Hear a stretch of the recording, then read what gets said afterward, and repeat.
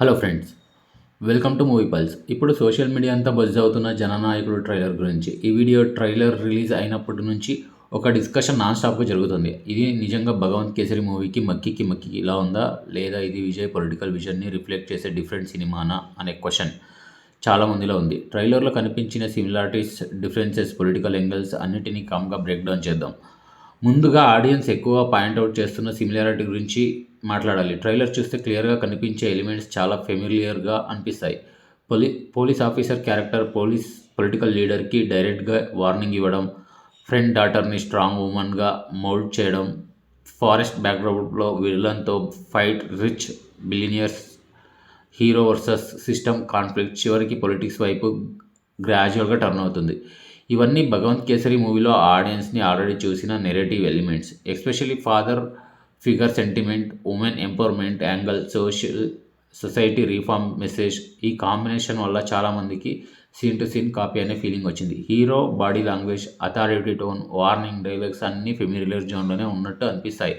అందుకే trailer release అయిన వెంటనే రీమేక్ టాక్ స్ట్రాంగ్గా స్టార్ట్ అయింది. కానీ ఇక్కడ ఒక ఇంపార్టెంట్ పాయింట్ అర్థం చేసుకోవాలి. రీమేక్ ఫీలింగ్ రావడానికి మెయిన్ రీజన్ కంటెంట్ కాపీ కన్నా narrative structure similarity. Police duty నుంచి సోషల్ రెస్పాన్సిబిలిటీకి, అక్కడ నుంచి పర్సనల్ మిషన్కి, ఆ తర్వాత పొలిటికల్ అవేర్నెస్కి మూవ్ అయ్యే ఆర్క్ భగవంత్ కేసరిలో కూడా ఉంది. జననాయకుడిలో కూడా సేమ్ డైరెక్షన్లో స్టోరీ మూవ్ అవుతున్నట్లు ట్రైలర్లో చూపించారు. స్ట్రక్చర్ సేమ్ ఉండడం వల్ల కంటెంట్ కాపీ అనిపించే డేంజర్ చాలా ఉంది. అయితే కంప్లీట్గా రీమేక్ అని చెప్పుకోవడానికి ఇంకొన్ని డిఫరెన్స్ కూడా ఉన్నాయి. జననాయకుడు ట్రైలర్లో మోస్ట్ డామినెంట్గా కనిపించే పాలిటిక్స్ ఫోకస్, భగవంత్ కేసరిలో మెసేజ్, ఎమోషనల్ కేర్లో ఉండే జననాయకుడిలో పొలిటికల్ ఐడియాలజీ లెవెల్లో ప్రాజెక్ట్ అవుతుంది. హియర్ డైలాగ్స్లో రిపీటెడ్గా ఎలిజిబుల్ పీపుల్స్ సైడ్లో స్టాండ్ అవ్వాలి, రాంగ్ లీడర్స్ గెలవకూడదు, పబ్లిక్ కోసం పొలిటిక్స్లో రావాలి అనే స్టేట్మెంట్ వినిపిస్తున్నాయి. ఇవన్నీ నార్మల్గా కమర్షియల్ ఎలివేషన్ డైలాగ్స్ కాదు, ఇవి క్లియర్గా political positioning dialogues.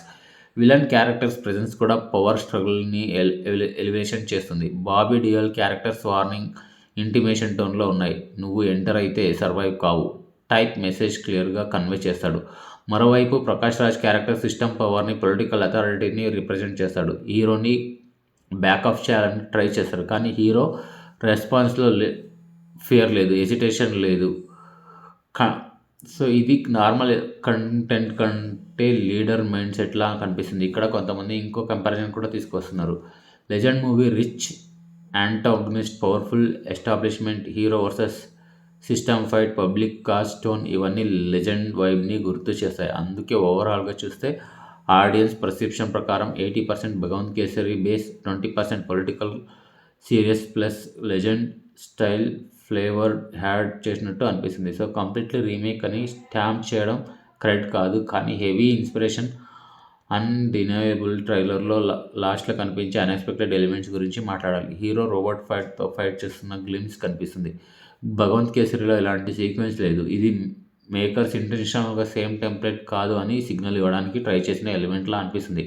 At least visual novelty create చేయాలని ప్రయత్నం చేసినట్లు అనిపిస్తుంది. ట్రైలర్లో ఓవరాల్ మెసేజ్ క్లియర్గా పొలిటిక్స్లో వైలెన్స్ కాదు, లూటింగ్ కాదు, పవర్ మిస్యూస్ కాదు, పబ్లిక్ సర్వీస్ ఇంపార్టెంట్ అనే లైన్ రిపీటెడ్గా కన్వే అవుతుంది. సినిమాలో డైలాగ్స్ మాత్రమే కాదు, హీరో రియల్ లైఫ్ పొలిటికల్ థింకింగ్ని ఆడియన్స్కి ఇంట్రడ్యూస్ చేసే అటెంప్ట్లా కూడా అనిపిస్తుంది. ఎస్పెషల్లీ విజయ్ లాస్ట్ మూవీ కంటెస్ట్లో ఈ క్లారిటీ ఇంటెన్షనల్గా క్రియేట్ చేసినట్లు అనిపిస్తుంది.